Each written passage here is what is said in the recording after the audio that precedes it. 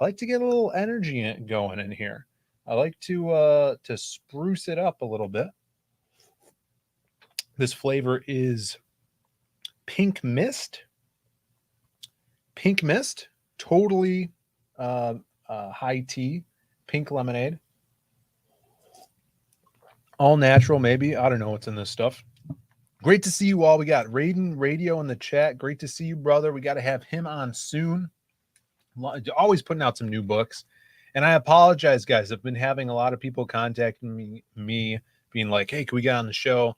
I've been crazy busy with moving, and we had the out-of-town stuff. Brandon's out of town again this weekend. I do like 4 shows a week. That's why I kind of took a little break on the hard line this week.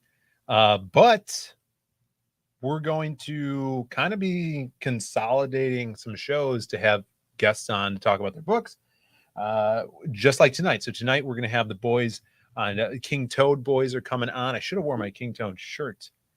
Damn it. But they're going to be on talking about Swarm, which is an awesome book. Link is in the description. We'll get to it when we get to it.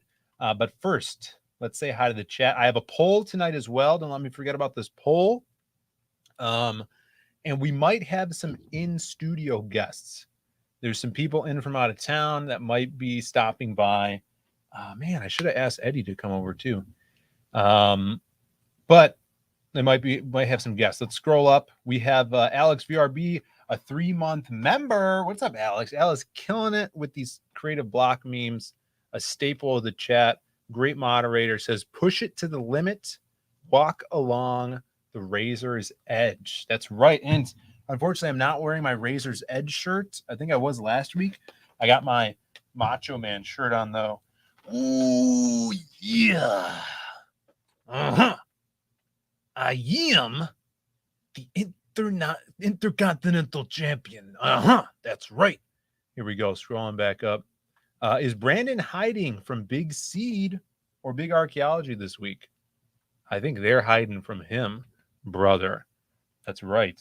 Angela Curry's here. Awesome one. Snarkticon DM. Rand Nada. We're also live on Twitter, I think. Could someone check? I don't know how that works. My Twitter should be streaming this. Hello, people on Twitter. Someone in the chat tell me if the Twitter thing is working. But as well on Rumble. Jesus! I see we got some folks over in the Rumble chat. I do have it pulled up so I could see simultaneous chats now. I see Rand Nada is over there and Rayton. Yesterday we were streaming on the Creative Block. We were on Rumble as well, and we had a couple of viewers. Thank you guys for the super chats we got over there. And I guess they have memberships, so could subscribe for a monthly subscription. Joseph Dredd is here. Good to see you. Henry Bemis screaming he's fat. Michael Beecroft, good to see you, brother. We will be raiding into his stream later as part of the CGIF lineup. Comics Legend, hopefully you got some good questions for us tonight, brother. Comics Legend, always a great querier, if that's a word. Dan Genovese is in the chat. Lots of people here, 35 people in the chat. Hit that like button, subscribe. We had a crazy Creative Block episode last night. If you guys missed it, I'm sorry. If you missed it. You could still catch the replay. We talked all about anti-heroes, the difference between regular heroes, anti-heroes, anti-villains. Some great conversation. I actually made a short today. I'm going to see how well that does in the algorithm stuff with talking about character archetypes. We'll see. We'll see what happens with that. Philbo Baggins, Phil with 1 L here. What's up, Philbo? Good to see you. Great to meet you in Tampa. Hope everyone is having a good night. And that's what this is. We had CG night starting off the night. This is what we're doing now. The Friday night lineup is getting bigger. Did I put this up? Is this not the right thing? This is the old one. Damn it. Well, you guys saw it in the little intro. That's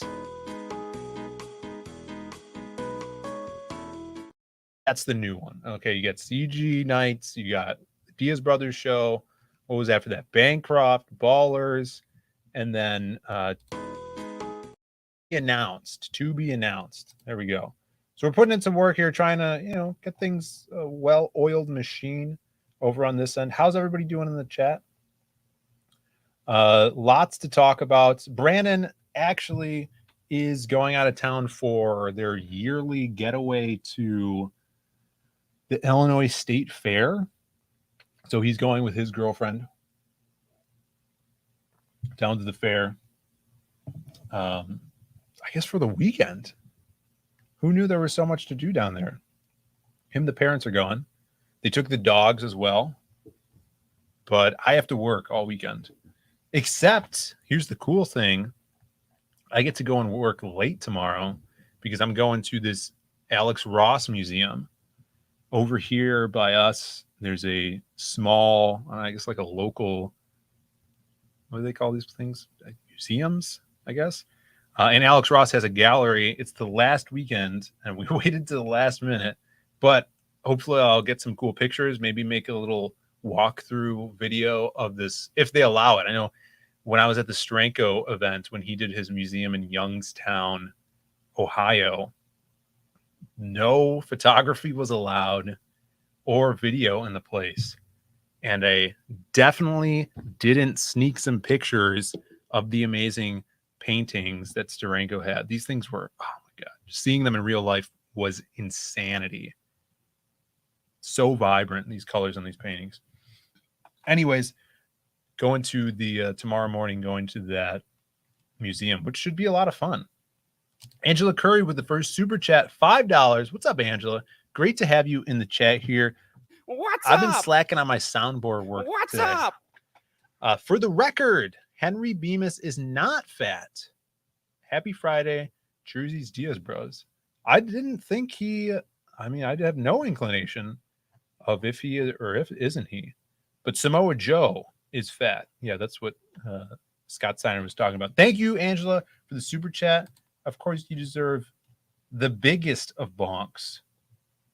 Here you go.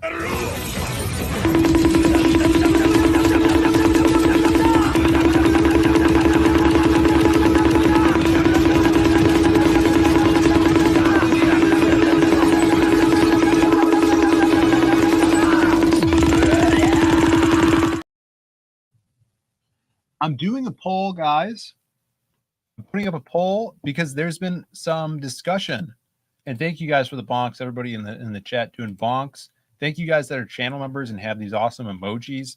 I'm currently working on some special stuff for channel members, but we'll get to that in a second. There's been a lot of talk this week of new avenues, taking your comics into new avenues. I know that on Kelsey Shannon's channel this week, he mentioned doing some animation because he's really excited about getting Shank out there. He's been doing a really cool, I guess, behind the scenes, making a trailer that has some small amount of animation to it. If you look at campaigns that he's kind of provided some work for, like the Bass Reeves campaign, he made the trailer, which had a small amount of animation, almost like a motion comic to it. So it was brought up in his chat. He was kind of tossing around the idea of taking some of our stories as creators, spending a little extra time on them and making them into motion comics. And I wanted to get your guys's idea, how you guys feel about that. And so there's going to be a poll in the chat if you guys are into motion comics. If not, so the poll is in there now. Let us know. I want that feedback because I think it's a cool idea. It's something that I was interested in after we did work on the Lost Pages 1, I started a process of kind of making that first silhouette story that we did for the Lost Pages 1 into a motion comic. And it is a lot of work, especially if you don't know what you're doing. And I kind of know what I'm doing, but I probably don't. Guys like Kelsey and Dying Days of YouTube probably would just knock it out much faster than I would. So I think that's interesting. And if you've seen any of my live streams where I read comics to the chat, I love doing that stuff. I love kind of the voice acting element to it. And just taking your comic and elevating it to like a next level thing, where I was thinking maybe putting out like something that's been out for a while, like maybe one of the silhouette short stories. Let's see what people are saying about that. Don't forget to vote. Gordon Goodbrother is here. Good to see you. Sergeant on DM. Phil is out there selling comics like they're copies of Streetwise. He recruited homeless as the homeless as a salesman. I don't know what you're trying to say here. All right. But everyone is a salesman. Don't let your dreams escape you. You know, if you're homeless, you can still sell stuff. Joseph Dredd, Lit Deb is doing some motion comics too. Awesome. Awesome to hear. I like it. Mr. Bancroft, I made a short motion comic that was well received, but it's a lot of work. Right. I wish I had another person here to bounce ideas off of, but that's why you guys are here. So it's a lot of work. I mean, instead of doing it myself, would just hire a guy like Dying Days. In fact, I messaged him this week just to see how he's doing. And I think it could be really cool. Maybe use some of the YouTube money, like off of memberships, to employ someone that could be dedicated to taking one of my shorts and making into, like, I don't know, it probably wouldn't even be 5 minutes, like a short motion comic, because short stories like that, like stuff you've seen in the Lost Pages or the Myths of the Lost Pages that act as an intro to a character, are almost written as if they are vignettes or trailers for the world or the character. So specifically for my stuff, I think it would work really well to get the mood. We got Pablo Romero in the chat. What is up, Pablo? Good to see you, brother. Hope you are doing well. Amazing artist. If you guys want to see sexy babes, just subscribe to Pablo Romero art. Or subscribe and follow him on Twitter. Let's see here. Lots of people dropping links here. Lots of books coming out this week. If you guys see me on some other streams, I've been talking about kind of showing off the mail that I've been getting a lot of stuff. This one, and this is, I'm pretty excited for this specific person to have received this book. My homie, I only say that because we've met in real life. You know what I'm saying? I feel like I've talked to this guy for like an hour, a couple hours in real life. Dear Man, the Holy, I don't know if he's in the chat, but he's one of my favorite reviewers out there on the tube. Dear Man, you need to subscribe to Dear Man. And this is why I'm excited that he's getting books, because that means he's going to review these books. And I love his review videos. He's got great constructive criticism, tells it like it is. And he has a magnifying glass too. He pulls it out and zooms in. But he got Tiger Blue. I saw a lot of, I think Amanda B got Tiger Blue as well. In fact, I got Tiger Blue. Let's see. I'll get it off the sticks here. Boom. Look at that. Beautiful cover by Ricardo Jamie. I think he did this cover, right? Yeah, there he is. Ricardo Jamie. I see his signature. You got Tiger up there. Tiger. You got Kid Terror. What's this kid's name? Does anybody know this kid's name? Kid Dynamo. And then Speed Dog. I don't remember, but I got the book, and you guys are probably getting them as well. It's got awesome black and white art in here. I got this, and you guys seen me showing off Terror in the Trenches, this is really meta and cool. So Von Klaus wrote Terror in the Trenches. He also wrote the story in Tiger Blue that revolves around Kid Terror. So meta, very cool stuff. And if you guys love Mike Barron's writing, Narwhal's writing, Vaughn and Clint Stoker all have stories in here that wrap up pretty cool. And it seems like they're going in a really fun direction. And this is like Jose's art is just, you could tell he really loves working on this stuff because it's super fun, very dynamic, lots of motion in it. So hope everybody has checked that out and should be getting those very soon. Bretsky the Great is in the chat. Salute, chat. Salute, Phil. Salute to you, Bretsky. Good to have you here. My homie is in the chat as well. Let's see, scrolling up here. Kid Django? Kid Django. I don't think that's right, Bancroft. Calm yourself there. I got some Tiger Balm. I hope it works out for you. And oh, did I miss this? Angela Curry, another $5 super chat. Thank you so much. $5. Pedro Ang, awesome artist. Pedro Ang, who has, I think he has a sign up right now.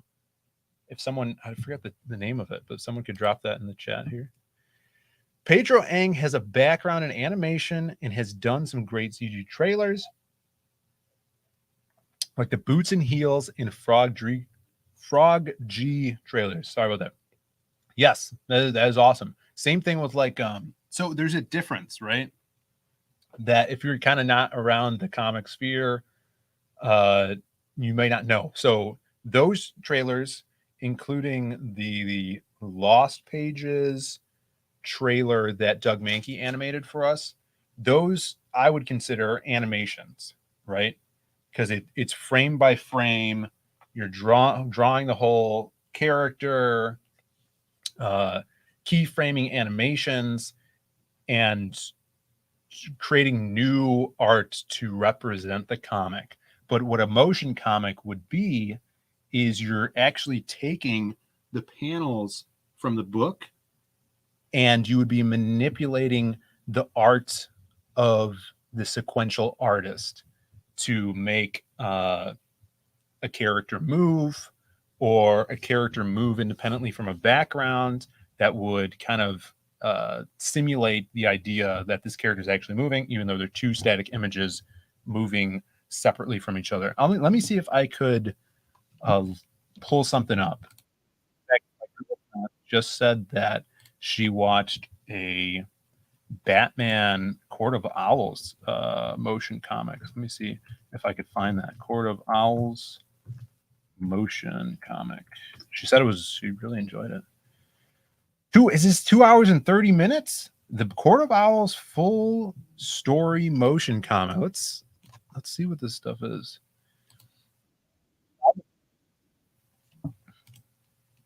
Thank you for the super chat. Before I forget, here's another bonk for you.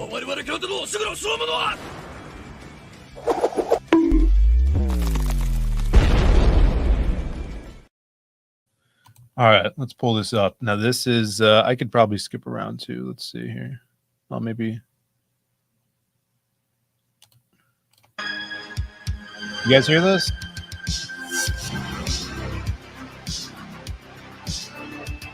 You got some like synth wave going on? Let me lower the V here.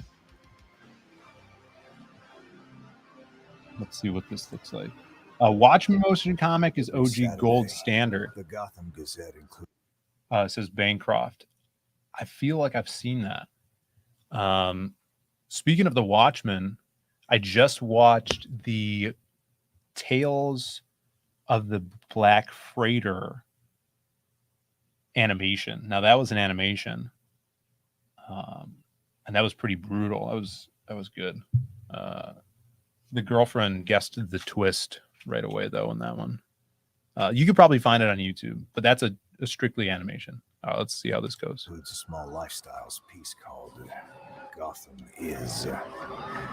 In the column, random Gothamites are asked to complete the sentence.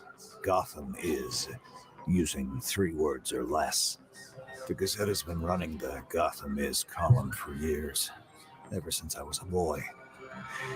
Here's some of the words used to describe Gotham. So this is like, I mean, this is just a pan down of like the first page.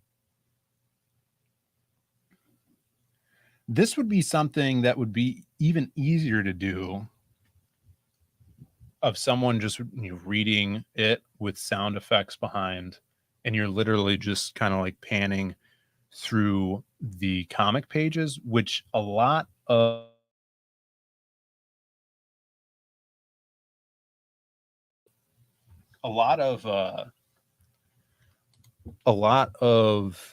YouTube channels already do. Like I've seen for years, I've seen YouTube channels just look at comic pages and read or kind of like analyze the story. Yeah, this isn't even a motion comic. This is, I would hope. Yeah, Bancroft says even mine is better than this. Yeah, so I mean, this is one way, but I feel like this is the lazy way of doing it, because he's just like 420,000 views 6 months ago. Maybe this is not the one that the GF watched. Or maybe it is. Is Gotham even goth? Yeah, I think it's in the name. People hating on Watchmen? Are motion comics for people too lazy to read? I would say they're for people that don't have time to read. Because reading takes time. It's kind of a similar thing. I was thinking about this the other day, and I'm like, I wonder if there's a way to just have an audio book that's a comic. And I think I've seen people do that. I think the Sandman, Neil Gaiman did that with the Sandman, but he kind of rewrote things. And I saw on Spotify or with Audible, they have like the full Sandman series rewritten by Gaiman, and then like audio dramatized with different voice actors. I mean, that just sounds like even more work, which is crazy. Oh yeah, Holy Hand Grenade in the chat says Brandon looks a little stiff today. Yeah. Well, this is what I love. He has the lay on still from CG Vacation. He has the Magic Cop shirt, which I don't even think people could get that anymore, or maybe they weren't even able to get that. Speaking of Pablo Romero, he did the art for that. Look at that. Pablo Romero. He's got the Galloping Ghost hat on, and maybe he could be holding a copy of Tiger Blue. There you go. Also, new additions to the set, ladies and gentlemen. I put the Crimstone print up in the background here, which you guys could get off of zadecomics.com. We do have our first guest, though. Our first guest, we bring him in. We'll talk about all of our topics. A man near and dear to my heart. I don't get to talk to him a lot, but he does have an intro here. Where's his intro? To scroll. Maybe you guys could guess who it is in the chat here. I think it's up here more.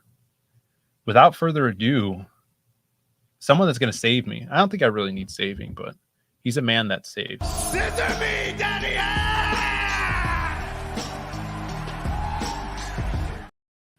Yeah. It's Shelby. It's me. What's up, brother? Hey, I'm rich. I only eat Boston pies that cost $7.99. Wow. For a single serving. A little too expensive for me. I seek them out. That's why is it so much? Because the employees are idiots. Did you get them at a 7-Eleven? I feel like they sell those there. I got them from a Safeway, and they're actually on sale for 50 cents. So I saved $7.49. Amazing. We got Jay Doll in the chat. We got Crazy Man in the chat too. What's up, brothers? Johnny. I'm gonna look at some Johnny art. He posted some sick stuff. He says he looks shiny. Who rubbed seed oil on him? Yeah, I need you to read those ingredients and tell us what kind of oils are in that, Shelby. In this right here? Yeah. Let's see that box. A whole lot of saturated fat, Phil. All right. Bro, it's way too many words. What kind of oil, though? Let's see here. Is yellow 5 or 6 in oil? No, it'll say oil. It'll say oil after.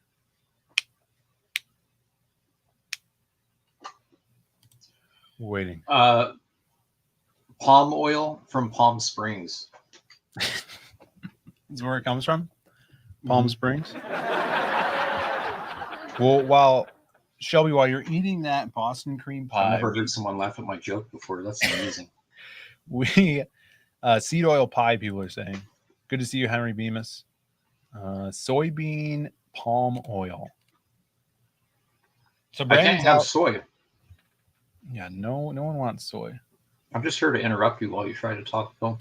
I appreciate it. So, how do you feel about motion comics, Shelby?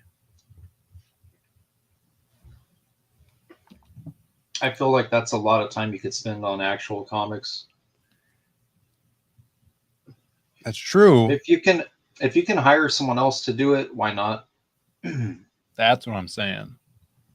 Yeah, but we have comics if it was that are just me, done. I think that could, dude, I wouldn't. be a I'd be working segue on of pulling pages people still. in. Yeah, but I mean the pages are done. I'm talking about hiring a professional. You want to trick them with really nice animatics to get them to buy your really terrible book. Yes, exactly. Yeah, the old bait and switch. The bait and switch. You bring them in. Yes. With the I'm all in. fancy flashing lights, and then they have to buy the book. Mm-hmm. It's like getting a ticket to Disney and all the rides are closed. Henry says all comics are motion comics if you throw them out the window. Let's see. We're gonna check in. See, Marketing Genius. Everybody agrees. There's a poll going on right now. 43 votes in the poll. Are you interested in CG comics as motion comics? And we have 59% saying yes. Now, we were looking at this, which seemingly isn't even a motion comic. All right. It's just someone panning through the digital version of the book. Uh-huh. And that's not what I'm talking about. I'm going to look up and see if I could find the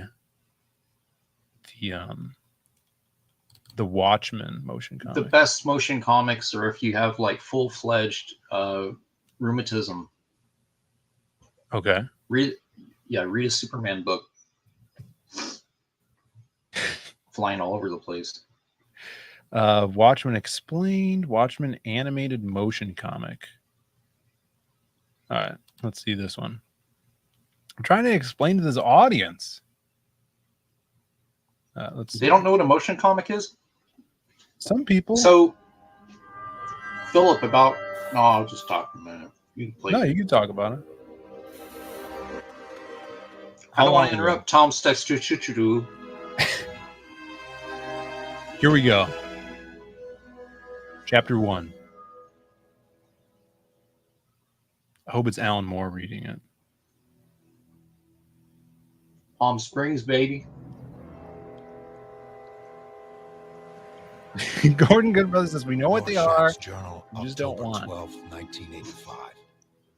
Dog carcass in alley this morning. Tire tread on burst. Wait, this isn't Alan Moore? This city is afraid of me. I have seen its true face. That The sounds like streets you doing are Simon filled with Disley's gutters, voice. And the gutters are No. full of blood. And when the drains finally scab over, all the vermin will drown. The accumulated filth See how he's like of all their walking scents and there's water cars will and foam up above their waist. This is what I think of or at least a minimum amount of motion, like Shout, save us, and I'll look down and whisper, no. Look at his bald spot. I know. Reminds me of John Cena. Yeah, poor guy. You know, I always wonder. Is that Cable? Black out before you hit the sidewalk. Yeah, that's Frankly, I don't Alex know that Summers. He's gonna push Wolverine out the window. Looks like someone broke in by busting this door down. That's not That would Cable. take two guys See, people are getting to into it. on Pretty serious dope. Drugs. Dr. Ben says it's like a shitty cartoon. Exactly. Which means that the occupant was home. Phil, you know the best way to present a motion comic Yeah, I saw the body. is you create the entire comic using AI. Okay. He had muscles like a weightlifter. And then it'll automatically generate your motion comic for you while you're writing it. Yeah, well, with the prompts. That's interesting. Everyone wants AI comics. Didn't you know? That's the way of the future, I think. I think you should be the first. People have tried to talk me into it. Why has everybody tried to talk me into making the first AI comic book? You know what I'm saying? We got Chris Evans in the chase. Says, I'll just read my comic. Chris, stop lying to me and everybody in this chat. We all know you have a stack of comic books. You haven't even read Magic Cop 2 yet, or The Lost Pages 1. All right. Don't lie to yourself. We got Adam Miller in the chat, the resident actor. Great to see you, Adam Miller. He says, watched all these a couple of years ago. The same guy voices the girls. Really? What? Maybe I haven't seen it then. Send me the MP4. I didn't know that. I'm going to check it. What's up? What's new with you, Shelby? Thank you for being here to filling the void. Nothing much, dude. I got a new shirt. You know Deftones, they got a new shirt. Yeah, they're like a band. Yeah, they play music. Here we go. They used to do a lot of Cure covers back in the day. Yeah, they're all right. They're only one of my favorites, but they're good. Would I know a song? Are they the guys that sing I try to discover another reason to make things better? That one? No. You're thinking of Goo Goo Dolls or something. I don't know. Oh, no, I'm thinking of Erasure. That's right. Erasure. You're thinking of Gloria Estefan. No, so I'm not familiar with them. I'm sorry. Welcome to the Eric Andre show. I'm glad people in the chat knew it was Erasure.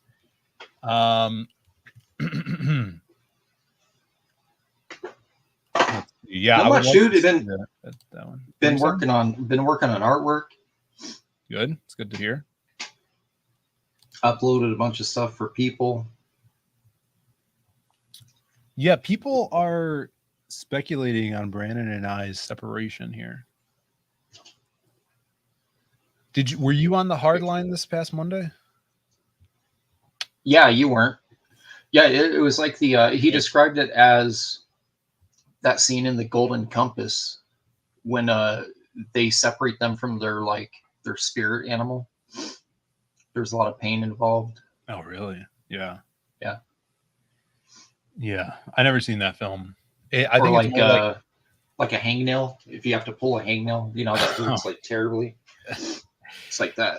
It is weird. Like hangnails are like no big deal, but they hurt so much. They do. But it's true. Sumo's right. It's all kayfabe, bro. Michael Bancroft says, I saw Brandon and Phil share a love seat even when they were about a dozen other options. These two ain't ever separating. It's like seeing two elephants sharing a tiny chair. Yeah. Well, I mean, now we don't live together. All right. And yeah, you both won't stop talking about that. Yeah, it's a new thing.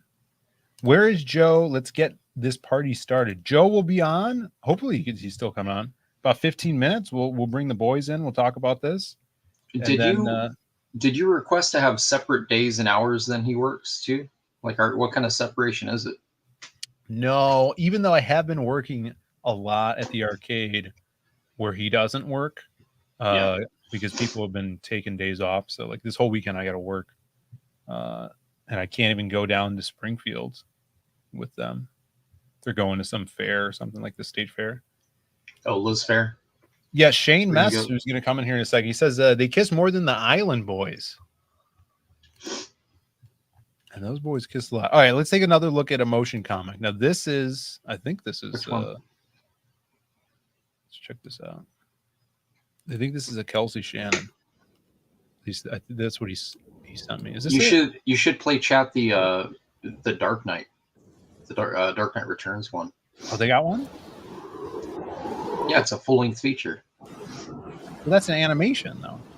Yeah, but they literally ripped off panel for panel and turned it to an animation. Yeah, that movie was good, though. I mean, it's pretty much a motion comic. It's 2 movies.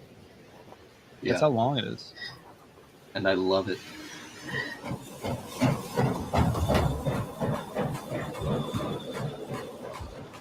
Okay, no, stop it. This isn't right. Stop it? No, this is not a motion comic. Okay, so in my opinion, a motion comic would require the artist to save everything in layered form. So like that snow, the snow would be moving, and maybe with the train, the light would be, flashing, maybe a little bit of like a honk honk, that sound they make before you push your girl in front of it. Dude, yeah, yeah. So you don't even have to have the characters move, but you need some atmosphere. Maybe some smoke goes across the face. This is the one. This one. This is another Kelsey Shannon. There's more emotion in this one already. More emotion. Yeah, how's that bag look? Thanks. Almost $300. Who says bootlegging doesn't pay? No one. No one says it doesn't pay. Still, is this safe for work? With greenbacks, you have to take big risks. And that ain't easy these days. What are you talking about? Should I tell him, Brett? Tell him. Though that young fool, I've never leave us. See, look again. You got Old Bass. Old who? Old Bass, they call him. I love that Kelsey does all the voices. You need more motion and emotion. We'll just have to skin him like one. Everyone's a critic around here. I want to hear Kelsey do the voice of the females in the sex. Cold black and ride a horse that's ghost white, and he carries these guns, black guns that look more like cannons with triggers. Did he just say the C word? I don't know what the C word is. I think he said guns. Oh, guns. I thought he said something else. No. I love this. That bull's face was awesome. They say when you hear the whistling, that's Old Bass coming for you. Shh, quiet. It's whistling Dixie. What's what? That noise. I don't hear anything. Listen. I mean, I still think this works, but I agree. Yeah. The scrolling, I have zero issues with the scrolling, and you don't got to see the mouths moving in that because that's too much work, dude. Like, let's be real. F the mouths moving. Have you? You see how much cross hatching we all throw on the upper lips? You can't animate that. That's why you like Hello Kitty. She ain't got a mouth, dude. So. No, I'm just saying, like, you need more element. Like, you need some, like, smoke and maybe some other stuff coming in from, some of that stage left, stage right. Yeah. Maybe a little bit of, like I said, like some, like, the oscillating light. Like, induce a seizure, bro. Don't be afraid. Well, listen to this. Bancroft says AI can handle the mouths. Is that true? I don't know. Look at now you've hurt Kelsey's feelings. It'll have like 8 fingers hanging out of the mouth, though. What's up, Kelsey? We got Kelsey Shannon in the chat. Good to see you, brother. Says this is just a bit of atmospheric animations. Okay.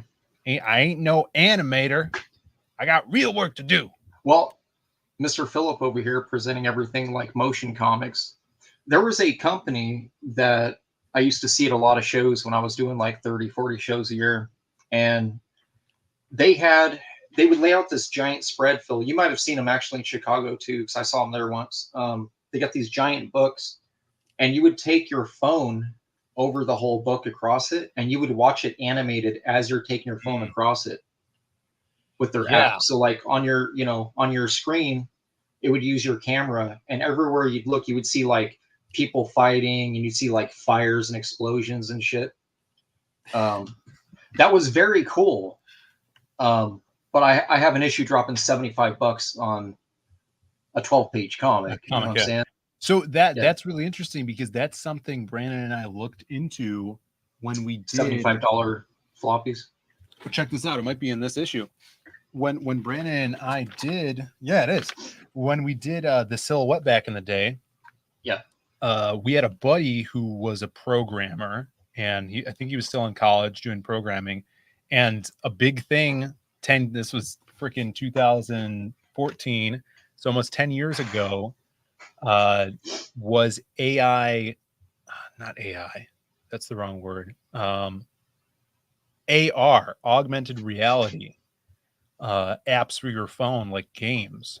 So I remember I had an app for my phone where if you had a dollar bill, you could put the dollar bill on the table and aim the game, which was using your camera, at the dollar bill, and on the dollar you'd see like buildings come up, and you'd see tanks fly like going around the roads, and you would be like an AC-130 shooting these and blowing up these tanks from your phone. Super cool. So our idea, when I guess they did it, like what you're saying. Yeah, they did. It was some hardcover book. And we were going to have an app. Like, look at this. This is so shitty.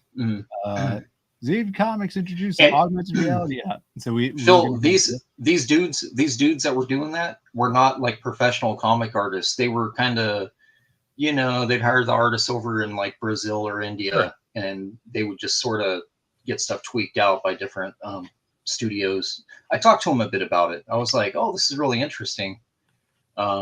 I was thinking just for like a cover piece going that route. Yeah. But I also thought it was really dumb. So I just and I'm sure probably really complicated, and I'm a Gen Xer, dude. Like we got to see the rise of Nintendo, and then all the Windows updates and all the problematic shit in the middle, and the introduction of VR games, and so we kind of got the sweet spot. We got to see the beginning, and then sort of the beginning of the end, because AI is going to destroy us all. Oh, look what you did. Kelsey's leaving now. Sorry, Kelsey. Kelsey, I loved the trailers. I didn't say the trailer was bad. I was saying for a motion comic, what it should be is this, because he obviously didn't create that to be like, hey, buy my motion comic. Right. See, that's my idea. A trailer to show. We have 62 people in the chat. Thank you guys for being here. Hit the like. We do have a poll in the chat. Are you guys interested in CG motion comics? And this would be the idea. What we would take, well, if we were going to do them for Zade Comics, we would take an already published short story, like the first, appearance of the silhouette or whatever, or, him in the first Lost Pages, which is, I think, a 12 to 14 page story, and have someone narrate it and put sound effects to it, and layer everything like that kind of Watchmen motion comic things that we just showed. I think if you had layers, it would like big time help. They could even be cutouts, man. You don't have to have everything layered like a layer. Right, but that's what the hard thing would be. Like I would just send the pages to Dying Days of YouTube, for example, and he would have to cut out what he wanted to cut out, but I think that would be fun, maybe to use some of the revenue we get from YouTube, or maybe even do a pre-order thing, or I don't know. I think you should crowdfund it, and if it does really well, I'll float in on your coattails and be like, hell yeah, man, I'm all about this. I'm over here shitting on it. Bobby in the chat. What's up, Bobby? Says only if Mr. Biggins voices Crimstone. That would be hilarious. Speaking of Bobby, he sent us a super chat for $2. What's up, brothers? Says hail Phil, Uncle Shell. Can't wait for Austin. Bobby is coming to Austin. Bobby, I'm streaming later. You're streaming later, Bobby. Yeah, Crucifix. Awesome. Everybody know, man. What time are you streaming? Mr. Deep Pockets over here. I don't know. Some point. I'm home alone right now. The ladies, my daughter has dance and choir for some reason. She hates them both now for some reason too. Oh, no. But we still make her go. We pay for it. So she has to go. She loves it when she's there, but when she's out, she gets very hangry. and she wants like snacks. She's like, snacks. She'll, she gets that exorcist voice. Things aren't working right. Yeah. I can see that. She's a sweet little angel. Thank you for the super chat. Here's your bomb. You called.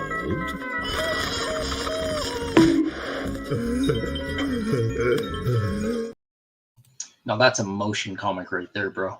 Yeah, that's a little too much motion. Noah's in the chat. Good to see you. Had Taco Bell tonight. It's never a great idea there, Noah. They charged me 17-cent tax. All right, welcome to 2023. You spent $3. We got Jules in the chat. What's up, Jules? Good to see you. Howdy, y'all. Wait a minute. He spent $1.99. What is your tax in your state, Noah? We're 10% here right now. We're like 9.28. I'm not sure. I don't know how tax works, guys. All right, we got 5 minutes before we get the boys on in here. I wanted to show some stuff off before we get them in, and then we go into Bancroft's.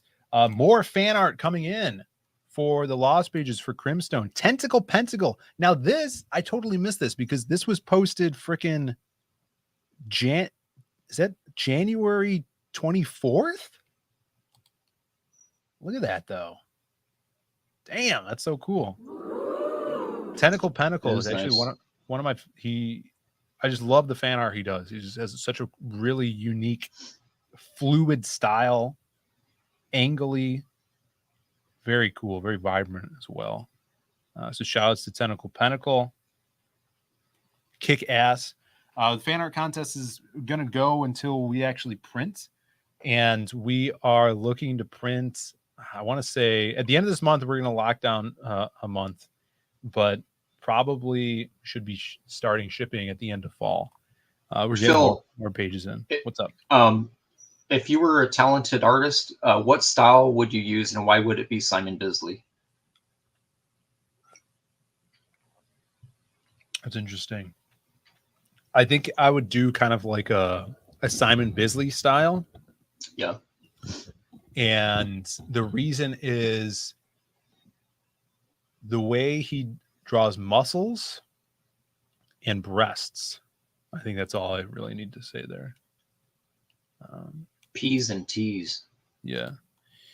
Some more awesome art I wanted to show off from a man who is in the chat right now.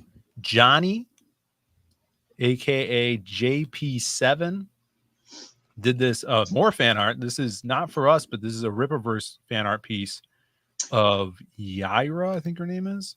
But look at that. Oh, that looks cool. Yeah, he's killing it, man. Johnny always does great babes. He needs to do his own comic. How is he not working on the book? Look at that. Oh yeah, dude. I mean, he would be perfect for a Yaira book.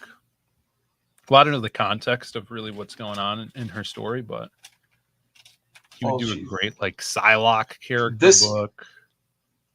This image would make a great motion comic.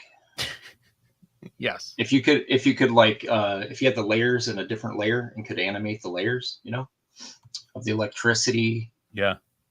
Some of the sparks, the sparkles. Wait, is she like Storm? I thought she only had wind powers, but she might be like Storm. I don't know. Sorry, Shelby. Bancroft says I could draw breasts too.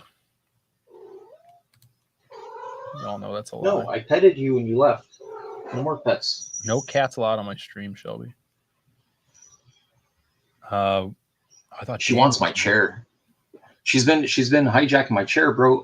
I'll be sitting here. I was coloring a page earlier, and I was editing something to send to Shane, and she's sitting there like screaming at me.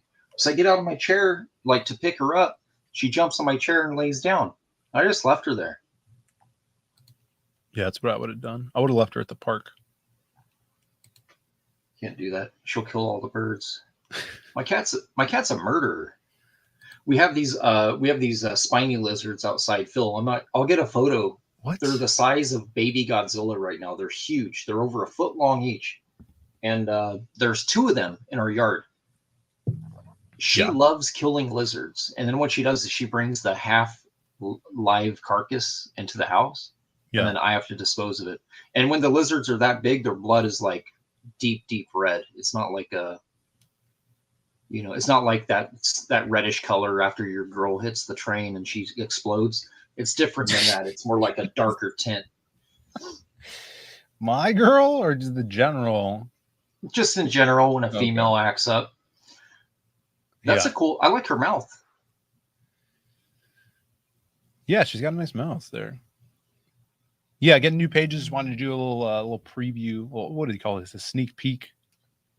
Her in Peril. This is Jasmine from the Lost Pages 3. Have you shown this to Biggins yet? No, He's gonna have ideas about that augmentation right there, bro. Yeah, I'm afraid to show Biggins art. Even though I did show him some Dan Dahl art yesterday on stream, and he loved it. He said that Matt Black looked like she had a nice boob job, and I judge teeth. I'm like, that bicuspid is clearly drawn twice the size that it should be. Well, I'm gonna send the link over to the boys here, meaning Joe Ball, if Joe's coming on too, but Shane Mess as well, the King Toad boys. But we will be, we're gonna take a little break, and we'll come back. Hopefully, these guys will be in here. Do I have time to pee? Yeah, sure. Like in this? Yeah.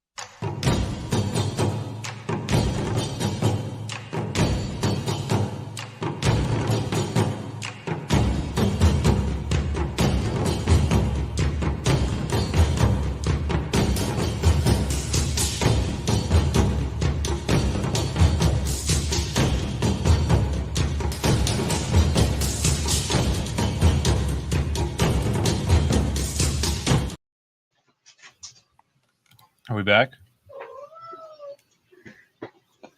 You're lucky.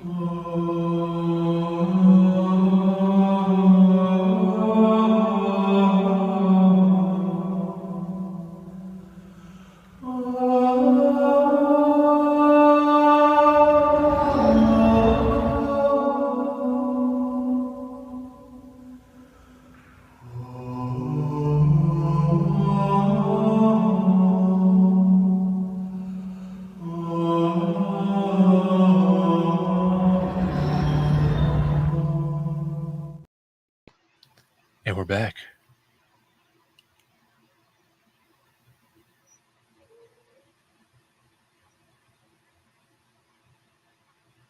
All right, we're back. So we have maybe two, but definitely one guest here talking about an awesome new comic. The creator and writer of the last thing I remember him doing is the Mothman, which was an awesome book. Longtime pal of JJ Ball. Here he is. Give him a round of applause, ladies and gentlemen, for one Mr. Shane Mess.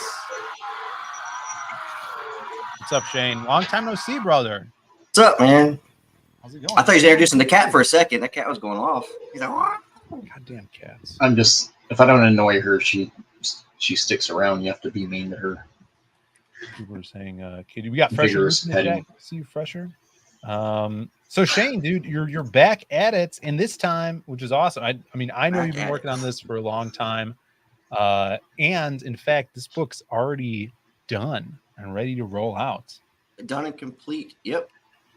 And I just ordered the Joe Ball proof today. So yes, you've some amazing covers on this campaign, and the my favorite thing about this is we always hear people in the chat. Readers want more superhero books. You listen to a guy like Mr. Biggins, and his big thing he always talks about is how CG is kind of this movement that was pretty critical about the superhero stuff that is coming out of the big two, how they've kind of gone away from the roots of superhero storytelling and kind of that paragon hero, idealized hero, and we don't see a lot of that. And we talked a little bit about this last night on the creative block and the difference between a kind of inspirational hero, a flawed hero, and an anti-hero. But we're seeing that. I mean, at least I'm seeing that with Swarm. Was that kind of you guys' goal to do with this character? Yeah, because like you say, like you're not seeing too many of the like the Spider-Mans and the Batmans and stuff like that floating around too much in our scene, anyways. And I thought that was kind of a window of opportunity to be one of the people that come in and try to offer that to the audience. Definitely. Hopefully we deliver that. Yeah, well, I'd love to talk about a little about before we get into Swarm, kind of your backstory of storytelling in general and your love of comics, because I know that you've been around comics a lot. In fact, you and JB used to run a comic book shop together. Yeah, when you run a shop, you kind of get a little burned out on it, to be honest. Yeah. I'm sure you find that a little bit at the arcade. You might get burned out. Sure. Oh, definitely. Yeah. I know what you mean. So there for a while, yeah, your love interest of it kind of just, goes a little limp on you for a while. Mm-hmm. But yeah, so we did that. But before having a comic book shop, I would say, grew up in the 80s and 90s, like I talked about before on other shows. Growing up, you get the old spinner rack at Walmart. You pick up what you could. I think it was some of my early memories. I would say would be like Spider-Man, like early Amazing Spider-Man. Some Batman. I think what was really big growing up was for me when Bane broke Batman. I remember when that happened. Sure, it was iconic kind of moments. The death of Superman. That was a pretty big one growing up. Well, the interesting thing too is like Joe killed it with this cover, and it's kind of homage crazy seeing stuff. him do something like this, because we're always used to seeing him draw like hot babes or crazy monsters, and this kind of going back to his superhero roots, what he would call his like interpretation of a John Byrne type cover, reminds me of that like iconic, who was it, Kelly Jones doing the Bane breaking Batman's back. And I always loved that retro style hero in peril type covers. And I'm really glad that Joe got to go wild on this one. So cool. Yeah, we weren't sure what to do with the piece at first. We already had two covers. We got the Michael Yakutis and Adam Miller cover. Yeah. And he was working on this, and he's like, I don't know, do you want to do another print? I'm like, well, we already got, 3 prints, a fourth one even for like the backers who do like the sketch card tier. And he put a lot of work into this, so I'm like, you know what, we'll offer a Joe Ball cover as well. Yeah. Why not? I know a lot of people, if once you start getting to like 3 covers and then 4 or 5, then people start getting turned off covers. This was like three's definitely the limitation on the covers for me. Anyways. No, I think that's perfect. Holy Hand Grenade says radioactive wasp bites a teenager. So I guess getting bitten by a wasp would hurt. I'd hate to get stung more than bit by a wasp. I guess there are some wasps that would bite you, right? I don't know. I guess so. I don't know if I've ever been bitten by a wasp. I mean, I don't think I've ever been stung by a bee either. Or you've never been stung by a bee? No. I knew a hood rat. She went by wasp, but she never bit nobody. What? Well, let's talk about Swarm, because you did your Mothman comic. I know that you've written some prose stuff in the past, a lot of horror stuff as well. And JB's told me that you and Ball have gone back and forth a long time with doing other kind of like indie projects that maybe you've never even put out together. How did Swarm come about? And well, yeah, that's kind of where Swarm started. Was one of our first team books. This is back when we were submitting stuff to Marvel and DC and stuff like that. Image, doing all that. In the midst of that, we came up with a comic that was a team book. We did about 16 pages there. That was going to be our first stepping stone of getting away from submitting to them and just doing our own thing. Sure. But again, back then, you didn't really have like printing companies and Indiegogo wasn't a thing yet and all that. So we kind of dropped it for a long time. Fast forward way in the future when we, he's done some things for like covers. He started doing stuff like that. Start making his way into the indie scene. I was doing writing. I was doing like chapter books and stuff like that. Kind of self, publishing there. And then I did Mothman when we started up King Toad. Yeah. Kind of just my first try at all this, getting into, because I was doing, like I said, I was doing my writing thing. Joe gets a hold of me, says, "Hey, there's this indie scene going on. You might want to get back into, that side of thing, I'm like, all right. So that's again, that's why I went to Mothman, because it's a more popular thing around this area. Kind of the Legend of Mothman. It's more, kind of like that West Virginia, about 2 hours away. Oh yeah, for sure. I'm sure a lot of people know what the Mothman is. Mm-hmm. But I wanted to start with something. So yeah, I went to like the horror thing, which is kind of where I like to write a lot of stuff, is in the horror genre. Sure. So I was comfortable there. We launched that with our first King Toad project while JB was getting some stuff set up for his Death. But yeah, so the Death launched, and I was like, well, what are we missing? We're covering stuff, a horror monster, like a monster comic. We got this big graphic novel that King Toad's, producing. We need to make sure we have our whole, broad in what we can do. Yeah. And that's when I decided to revisit the team book that we did, and I pulled out Swarm from that. Redid the whole design, his background, and all that, because a lot of that was quickly put together. But I wanted to give it some volume, and yeah, so that's how Swarm started to come together. Was some old stuff that me and Joe did a long time ago, and worked on it. And that's so cool, because this is, you just look at the character and it's so superhero. I always saw this design of him, and look at it. There's the book printed as well. All done. How many pages is this going to be? 50. Awesome. That's really good for introduction here.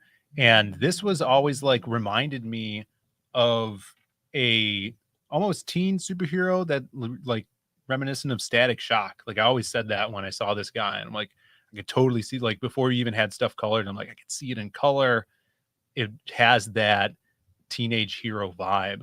Is that what you guys are going for? What's kind of the backstory of this character? Yeah, Joel, who is Swarm, he's in early 20s, but what happened is he was an orphan, and there's this organization that snatches up, unwanted children and people off the streets to do these experiments on, and they cross human DNA with animal DNA, and the specimens that end up being a success, they will sell either the serum or the child themselves in the black market to governments that want to use them for either war or, on their own soldiers.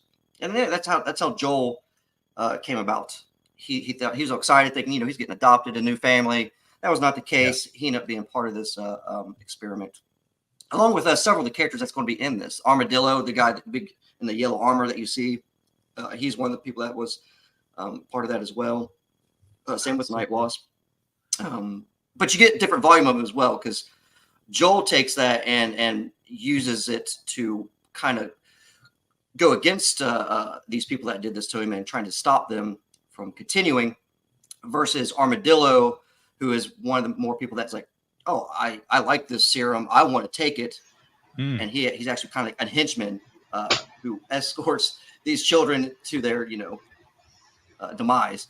And then you got Night Wasp, who's a little bit in between. She went through the experiments and stuff. They didn't like the results of her, and they was going to just take her out back in Old Yeller, but she gets away.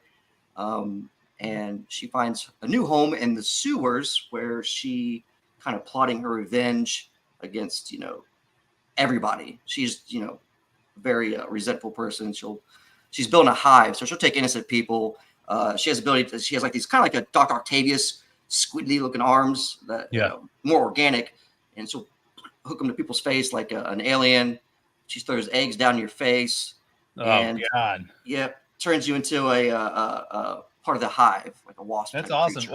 Well, it sounds like you have, with having the serum and the experiments thing, you're kind of playing with, even if a lot of people might not realize it, but playing off of like characters that are like foils for each other. So you have like Swarm, who doesn't want, he's against his will turned into this thing, kind of like the reluctant hero. And then, like you said, Armadillo, like he's all about it, right? Yes. Similar things have happened to them, but the choices they make separate them from, kind of having the same attitude of being a villain or a hero, which that's the kind of stuff I love. We were talking about that a lot. So, just with the kind of archetypal characters that these are, you could already see that stuff coming through, which I dig. And here's the chick with her crazy arms there. Look at that. Poor guy taking it to the face there. And there's an Aftermath one. There's a guy right next to her who's like, "This is what you're going to be, buddy. Look what you're going to be." Yeah. That sexy wasp man.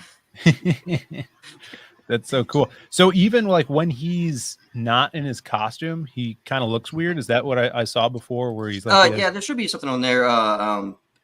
Let me see. He's got like the yellow. There's a scene in there. Where, he's the movie theater.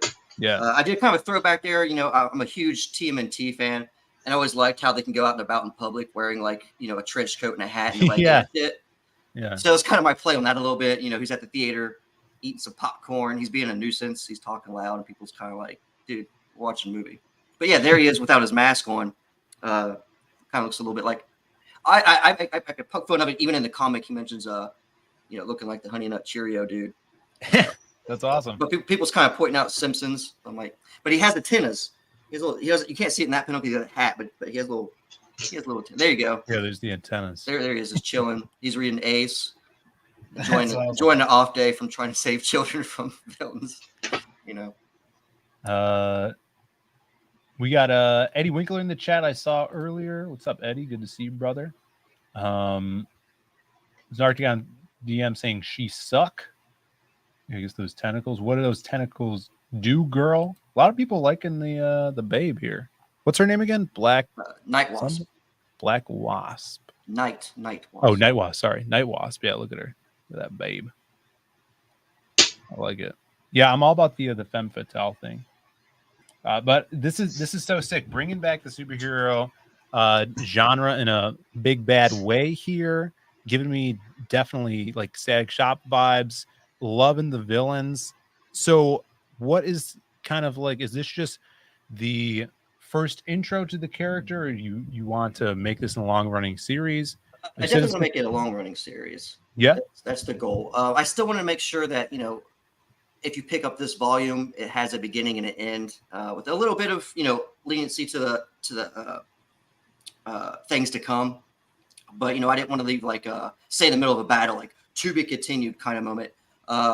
Again, growing up in the 80s and 90s, a big huge fan of the Saturday morning cartoons, and you know how that was. You get like you get up in the morning, you get an awesome episode, and you're just excited for the next one. And I kind of wanted that feeling. I didn't want to leave people hanging too much. I want to make sure that, like I said, you never know with projects. Some people like disappear, and you never know what happens. But I want to make sure that like I didn't leave a big cliffhanger, and then you never hear from me again, and you just hate it. So I made sure it is 2 issues in here, and it's volume 1 has like issue 1 and issue 2. But yeah, the first arc has a whole story with Armadillo, and the second arc would be the introducing Night Wasp. Joe Ball did a lot of the detail work and stuff in that the first half there. That I remember when he was doing that, which is so cool. So you could see kind of like a little style overlay. If you're familiar with Joe's work, he does a lot of hatching, and I think it just really elevated the whole look of everything going on. And this is like just one of my favorite shots. This big splash, like that's big hero moment, almost like a big introduction to the character. It's so cool. What else could this guy do? So obviously he could fly. What are these little? Are these real? They are not real bees, believe it or not. No, there's his little drones that he has. He has a little buddy, a little nerd. Kevin. He is his tech junkie friend. Cool. I like that. I mean, you give these, and is he just a human, guys? Right? Yeah, he's a plain human. He knows Joel as a person. And I didn't go too much into in the first volume, like a layer kind of thing. I didn't want like jam so much in there to where I'm not getting to the action and stuff like that to really draw an audience in. But you'll see more of that like as we continue the story of the where he gets his tech, because he takes out these villains, and you always see this in the superhero stuff. They go to these places, beat the shit out of bad guys and stuff. And they always get these high tech areas or stuff like, well, what do you do with that stuff after you beat the shit out of them, right? Mm-hmm. Well, Joel likes to give it all to Kevin, and Kevin, being the tech junkie, will turn it into weapons and stuff for Joel. So cool. That's how our bee drones are a thing. Even his wings are actually like they're synthetic. They're not real. Oh, sweet. They can flash on, flash off kind of thing. Cool. Now, so most of his abilities he has are tech. Does he have anything that's like organically inherent? Yeah, well, since like I said, he's like one of those people, like I said, the organization, if they really don't like the outcome, they don't really do much with you. And so Joel's kind of the kid. He can throw little stingers out of his fingers. He's actually, he's got a little bit of like the superhuman strength and stuff. Mm-hmm. But yeah, a lot of his stuff is more Kevin helping him out. And going with the bee theme, Kevin's like, you know what? You need a bunch of little bees. That's super cool. I love the kind of like game. Old school tropes you're dealing with, where the more the super character and then the human guy is someone that helps him out behind the scenes, and they're best friends. I think that has a lot of potential of putting these characters in different opposing situations, putting maybe his buddy in peril, and the bad guys using that against him. It's kind of like classic superhero storytelling that we all remember from when we were reading comics back in the day, and bringing that in with a new original character. I love seeing that, and I would love, definitely want to see more of this stuff, because we need more of this stuff, and just the awesome design of the character. Is this something that I know you guys were playing around with the idea with this character on a team back in the day? Did the character always look like this, or did he have like kind of different concept? No, he was more he was very, very robotic looking. Almost if I had to give an example, like a little bit of like Power Rangers meets Green Goblin from the first Spider-Man movie, kind of a lot of that, like more tech, very a lot more armored up, cybernetic looking character. But again, that was part of a team book, so I didn't really have much of a investment in him, I guess, when it came to like I know what you mean. But once I really took my time and really thought the character out, he started morphing more into what we have now, where it's just more of a suit. So yeah, that makes sense, because it's like, and I see a lot of creators that are kind of building comic IPs or universes, if they start off with a team book, it's kind of hard to focus in on a character and get a reader to have a connection with your characters, because there are so many roles that are being played in the book. You kind of have to split everything up, especially if you have a limited page count. So I think it was a great idea to kind of focus in on one guy and build him up. And in the future, do you have any plans of putting him on a team and introducing new heroes in this world? Joe has been talking to me about really wanting to actually revamp the whole team book we were doing. So we might take a little bite out of the Lost Pages, if you would. Oh yeah. To start kind of, doing a little bit what you guys are doing. I mean, not so much like you guys did like the volume and then of like all the characters, and then I know you're kind of starting to do like one by one a little bit more, to familiarize the universe. I think we might do something a little bit along the lines of, okay, launch Swarm if it does well, start introducing the other characters, and then bring them in as a team. Because I do see a lot of stuff on the Indiegogo and indie scene of team books, but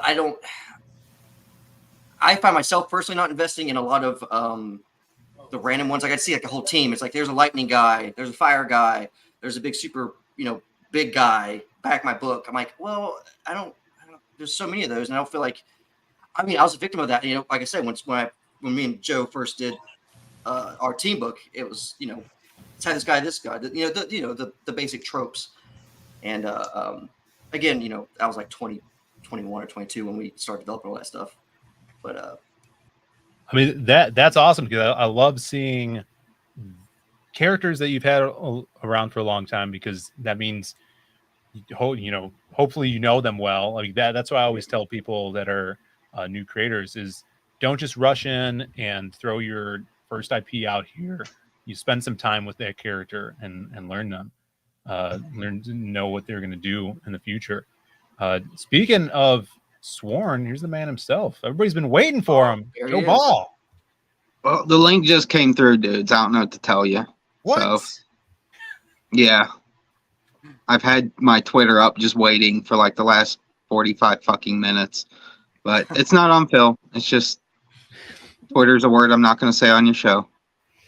It's okay. Right when I unmuted myself, my neighbors were fighting. I think there was a car accident outside my house. That's why I disappeared. I was like, they keep honking their damn horn, man. I don't know what's going on out there. They'll hit him with a flying knee, dude. I hope it's violence. Shining Wizard. That solves everything. The flying knee. Mm-hmm. Well, some old lady's like crawling out of the car, blood off her face. Here, he just comes to Shelby, just knee in her face.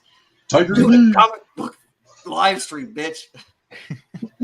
Well, we've been talking about this.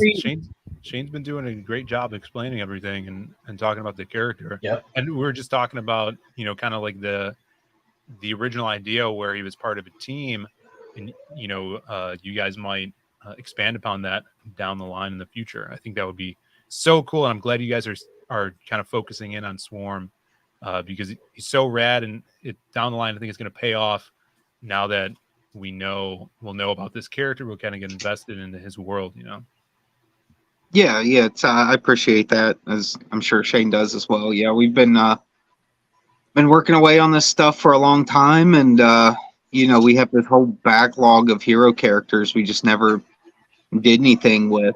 Recently, obviously, we did at the time, so it was a good idea on his part to actually get the, have the idea go through his head of like, we've got all these characters, and at least half of them are decent. Mm-hmm. Let's pick the best of the bunch. And Swarm always stood out, even on the old designs, even though he looks a good bit different than the old design. He still stuck out as like one of the cooler characters, even 15 years ago or however long it was when we first started messing around with it. So yeah, it's cool to see it come full circle all these years later.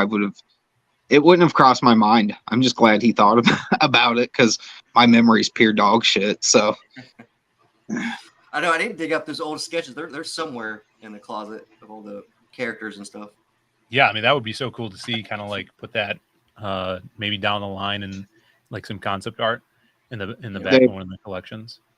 We were trying to do like our version of like a Superman, and I couldn't think of anything like bigger than Super. So I was like, what's better than Super? and I was finally like Universe. So I called him Universe Man. But then no matter how I worked with the letter U, it looked so fucking stupid. Like it drove me nuts. I think that was like half of why I ended up giving up on that. I'm like, our flagship character's logo looks stupid. I'm so mad. I can't make this work. I think our villains looked really good more than anything. Yeah, the villains were all superior to the heroes. We had like a weird roach character and like a leech. Yeah, Roach and Leech. We had all. They were kind of like our Bebop and Rocksteady. Yeah, they were. Awesome. I want to see more of that. The superhero. It's great to see, and it's funny because it's like you wouldn't think superhero comics are a breath of fresh air because of what's happened in the last 10 years, but it's great to see this kind of stuff and what you guys are putting out. So you guys are digging this stuff in the chat. People are dropping links in the chat. There's in the description. The first link is to Swarm on Indiegogo. Definitely go over there, back it. We showed up all the awesome covers. I'm definitely going to be backing that. Joe, we were talking about how awesome your piece, the cover you did for this is, and such a throwback too. Really dig this, man. Well, thank you, man. It was one of those things where like once I started to draw licks initially, I was just going to draw like a logo. Like that was it in the image. Yeah. And then, lo and behold, I start flipping through my burn books and I'm like, oh man, I got to do better. Just a logo's not going to cut it. Would John Byrne just settle for a logo? Yeah. Hell no, he would throw the whole Christmas tree at the cover. So I was like, I'm putting everything on it. Everything that reminds me of when hero books were fun and when they were good and when you could there was a longer story, but there was still contained stories within each issue. So you didn't necessarily have to have every issue, even though it helped ultimately, but you could kind of get buys like if you were a kid and you were just, you had to pick one. It's not like you were getting enough comics to keep up with a full storyline. So yeah, I love the corner box too. I mean, seeing you do these kind of covers is really making me want one. So I mean, we've talked about it, but I think in the near future here, I'm gonna have to grab you to do one of these. Yeah, you're gonna have to get it while you can because everybody's gonna be trying to steal the idea I stole. That's just how it goes. It's like I was influenced, and now everyone's trying to go and try to steal it because they know Joe Ball's got the goods when it comes to pencil and paper. I'm sorry. It what I do. It's badass. It's badass. We do have one last super chat here from Nail Bunny for $5. Shane, how would you feel about a crossover with Man Made of Scorpions? Man made of scorpions. Like he's a lot of scorpions. Like they're just like crawling around him. Right. Yeah. So for those of you that haven't heard, this is a Brandon Diaz idea from a long time ago. All right. He was supposed to be a silhouette villain back in the day when we didn't even have the title for the Lost Pages. And his name's Man Made of Scorpions, and he's exactly what it sounds like. He's a man made of scorpions. A human body consisting only of scorpions. It's so stupid it could work. You know what I mean? Like it's so dumb, but if you wrap your brain around it and like think deep into it, it's like it's possible. Like you could do something with it. Right, he would have like the powers of like the Sandman, right? The Spider-Man villain. Rick and Morty did something like that, but they did ants. Yeah, the guy that was made of ants. He's a whole just a big thing of ants, and he's runs around. Scorpions are much cooler. Well, yeah, yeah. I mean, I wouldn't be stung by a whole guy made of ants is ultimately just a popsicle underneath. So is that really a superhero? I don't think so. Yeah. So maybe there'll be a crossover in the future. Maybe actually, probably. Since Man Made of Scorpions is a villain, I think that would work. Maybe we'll do a crossover fight some down the line if we ever do Man Made of Scorpions. He'd have to look as cool as The Rock and the Scorpion King. The Scorpion King? Oh my god! Hopefully, it'd look better than that. One Scorpion's always just a raised eyebrow. Yes, we was Kang. Scorpion Kangs. He was Kangs, yeah. We're gonna end this poll that we have going on in the chat. Earlier we were talking about motion comics. Should CG do more? Would you guys be interested in CG motion comics? Let's see, how many people? We had like over 70. No, people vote no. Motion comics are stupid. God damn it, Joe. Well, Marvel tried it. I mean, it didn't really take off for them, right? Didn't they have like a whole series on like their platform of like those motion comics? Yeah, we have like motion comics. They're called cartoons. Yeah. Do a cartoon. Philip really wants people to be into motion comics. I noticed he took this whole I was cutting pages here and there, and like he's such on the defense of people. He's like, I know you guys are saying no, but I'm look at this poll. And you're going to like 84 votes and 59. They're just being nice, Phil. Like yeah, they're just being nice to you. The chat has spoken. Okay, the chat has spoken. Yeah. Motion comics over motion sickness, says Angela. It depends on why I'm getting motion sickness, to be honest. Sometimes I enjoy a good puke. We know. Empties my stomach out so I can put more alcohol into it. All right, guys. Thank you guys for coming on. I did refresh, and we got another backer for Swarm. So nice. Thank you guys. Spread the word. When you go into chats, let them know that you guys are supporting Swarm. You think it looks badass. And if you can't back right now, hit this follow button and when you're signed in, and you'll get all the updates that Shane and JB throw out for this campaign to remind you that you want to back it. And we want more superhero stuff. And if you guys do too, then definitely back Swarm. Tell all your friends about it. Yeah. We're going to send you over right now to the Aussies channel. Michael Bancroft, he's going to be launching, I think, Junkman. The Aerith boys, the Gweg guys are over there going to be launching some stuff. So tell them we sent you with a Zaid raid. And thank you guys for watching. Thank you for all the super chats. And go follow these guys everywhere they are. Death is coming out. It's going to be kick ass. Swarm is coming out. It's going to be kick ass. And Shelby Robertson, how was that Boston cream pie you just ate? It was delicious. The best $7.99 I spent in my life. Did you say $7.99? Did I hear you right? Like little for one of the little cream pies. Yes. For one? What? It's like maybe like 69 cents to $1 here. Yeah. Hold on a second here. Yeah, you guys can look at MK Ultra for a second. He bought it from a 7-Eleven. He's going to fix ramen noodles. We might as well just leave. $7.99. Yeah, you heard it correctly. Shelby, I'm just going to taste amazing. Because you're taking too long. No, don't end it. Oh my god. I'm gonna show you. You had to go to the trash.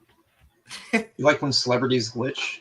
It's my favorite pastime. Look, Joseph. Look, $7.99. All of them. And they're signature select, dude. He paid $7.99 for a bunch of infection with some brown slop coming out of a. Yeah, by the time you get those, they're already like 3 years old, anyways. Like the glaze is already falling off, like chipping away.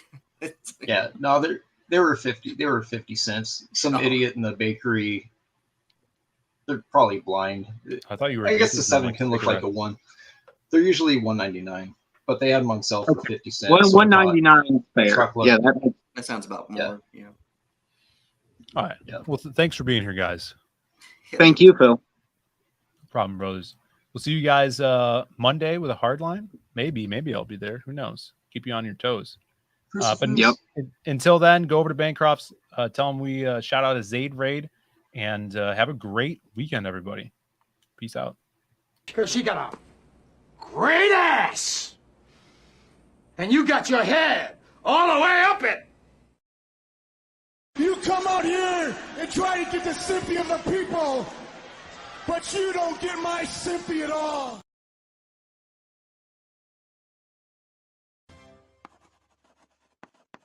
Great job.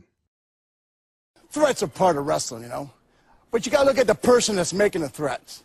This fat son of a bitch, he's challenged all of us, has been world champions before, been in this business 15, 20 years, and this fat son of a bitch is going to challenge us all out. Calm down, okay? All right? He's fat. I'm going to... I don't care.